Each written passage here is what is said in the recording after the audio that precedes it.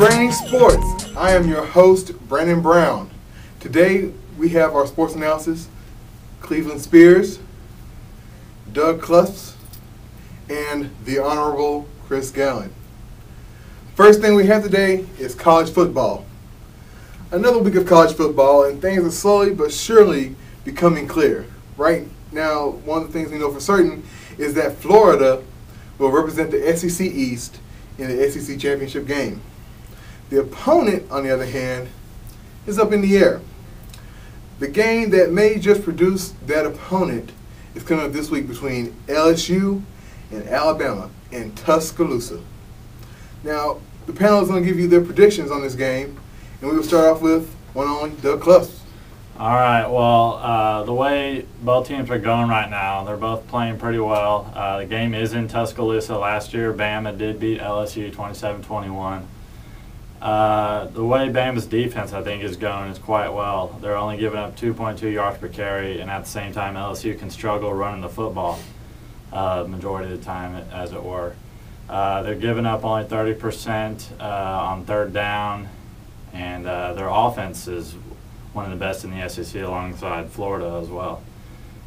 So I think it's going to be going towards Alabama because they are in Tuscaloosa and they do seem to play a lot better at home than they do on the road. So, guys, I like Alabama to win 34-17. Cleveland? Well, like you said, I mean, that running defense is pretty awesome. But also, Alabama's gotten lucky a few times, and that's just sometimes, as the Denver Broncos might know, luck runs out.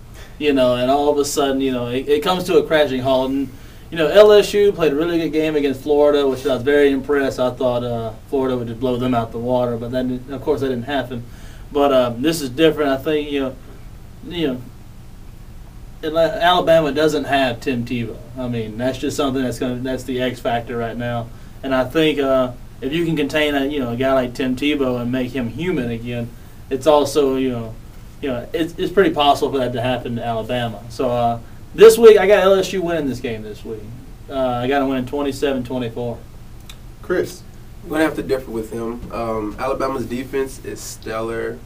LSU defense is also stellar, but I believe that Alabama is going to pound them with the running game.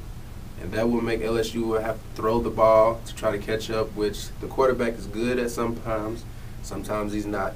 But the key factor to me, to them winning the game, would be special teams. Special teams would be the number one key for this game. But I do feel that Alabama will win the game. I think it'll be a close one. I give it 28-24. All right, our panel may have revealed who they thought just might be in the national championship game. At this point, Chris, to start off, what is your national championship game at this point in the season and why? I feel that UT will run the table, win the Big 12 championship, go on to the national title.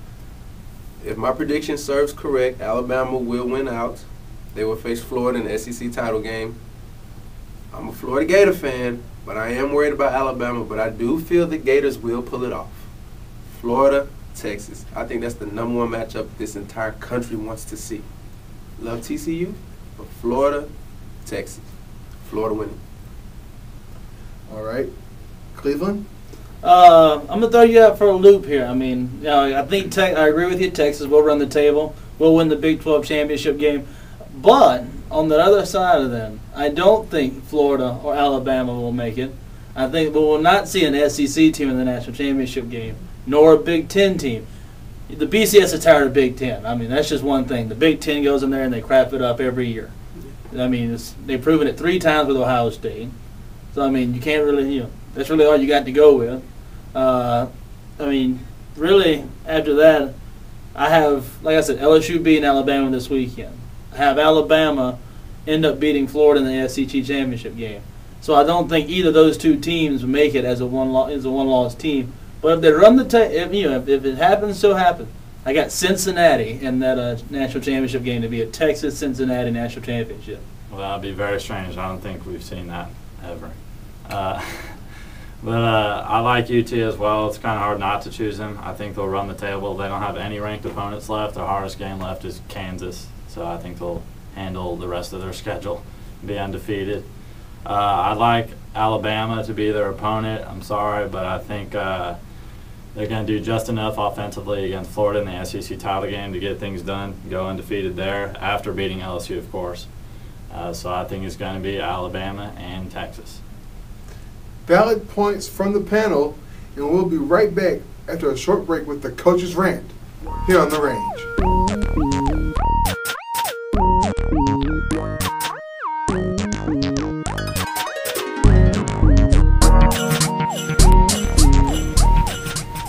Alright, it's time for a Coach's Rant this week. I decided I'm going to pick apart the NFL and schedules.